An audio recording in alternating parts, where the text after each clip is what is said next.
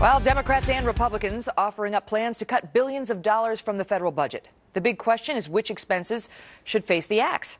Florida Democratic Congresswoman Debbie Wasserman Schultz is warning that the wrong cuts now could require more spending on the nation's prisons later. Listen to this.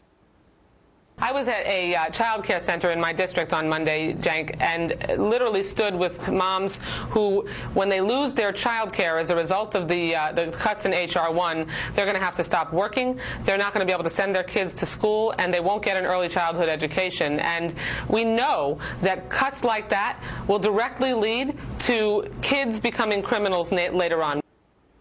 Really? Let's bring in our power panel on that one. Joining me now, Crystal Ball, who's a Democratic strategist and a former Virginia congressional candidate, Andrea Tantaros, a conservative columnist and a Fox News contributor, and Sam Bennett, who is the CEO of the Women's Campaign Forum. All right, Andrea, let me start with you on this one. So if we cut any funding for child care, all those kids are going to become criminals, and we're going to have to wind up paying in the end. All of them. And you know, the Pilgrims, they didn't have all these government programs, and they turned out okay. They weren't all a bunch of criminals. They weren't? Yeah, I mean, come on, look, criminality predates big government programs. And look, we are probably at our highest funding levels, which is why our government's bankrupt. And guess what? We still have problems. Is it fear-mongering, Sam? Come on, all right? So your average inmate in a prison costs taxpayers $30,000 a year. Okay. Now, if you make sure you have basic programs like Head Start that gives children of high poverty demographics a leg up, that you potentially can reduce the chance that they'll be a criminal, can I say that right, criminal later, well, that's a good investment. Is that a little speculative? Is that a little speculative in today's day and age? What I would say. Research shows it. Does so show substantiates the that. correlation. There definitely is Strong. a correlation. Does not prove causation, I will say. And I will also say that I think there are stronger arguments you can make against these cuts that are a little less tenuous in their logic. It is a little tenuous. A lot of parents out on a limb, but listen, I love Debbie Wasserman Schultz. She's going out on a limb. She's a great guest and a friend of the program, but I mean, it's a little in the law. You know, that is a little little speculative. $30,000 versus spending a couple more dollars on child. But it sounds a little like fear mongering. Like if you make these cuts that the Republicans are calling for, we're going to have way more criminals. A lawless society. Those little kids right now, all criminals. My little Yates, criminal. No. You are carrying a potential criminal. Right, this little baby right here, unless she goes to Head Start. Okay. Right, come on, the point's valid. $30,000 versus spending a little more on child care. Yeah, if you can prove the linkage, then you're onto it. Yeah. Okay, got to move on to this. Bizarre situation at Northwestern University. A great school.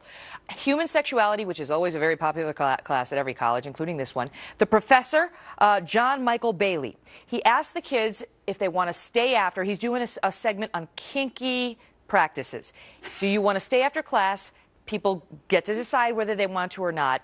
Some, up to 100 kids say we're going to stay after, and they see a demonstration from an exhibitionist who's turned on by the thought of sex acts in the nude in front of large groups of people. And I'm not going to get too graphic, but let's just say, boy, did she give them what they were asking for. And now the Northwestern president, who, you know, he says, look, I'm troubled, I'm disappointed, it was poor judgment, but so far, no one's been disciplined. Is this appropriate? Well, it's up to the college, but I must say I'm just finished paying a lot of college tuition. Emma's 26, Rachel's 24.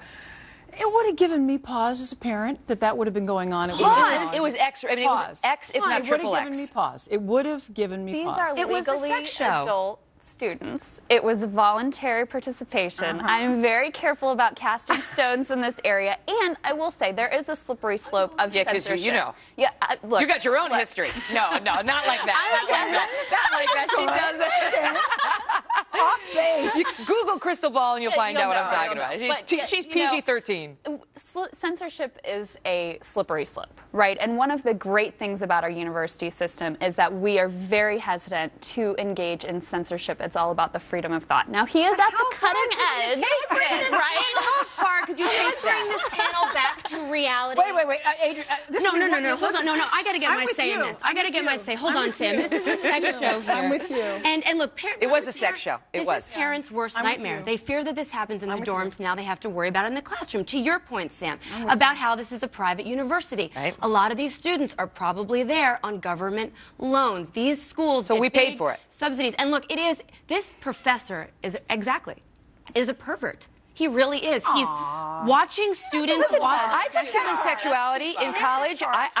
You know what? We talked about things and we saw pictures. We didn't see live demonstration. We certainly never had a segment on kinky sex. But let me ask you this, because here is the good old Syracuse. But here is the defense from the guy who put on the show. People say it's not necessary to demonstrate sex acts. That's one of the things that has kept research in this area hobbled.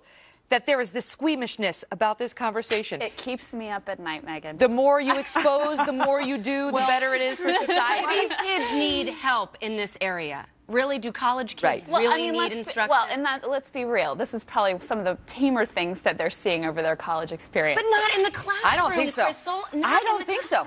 Maybe I'm a prude, but I don't think so. This is X-rated by any measure. This was definitely X-rated, but just as a paying parent who was paying private tuition, this would have given me pause. Would they have gotten a phone call? It would have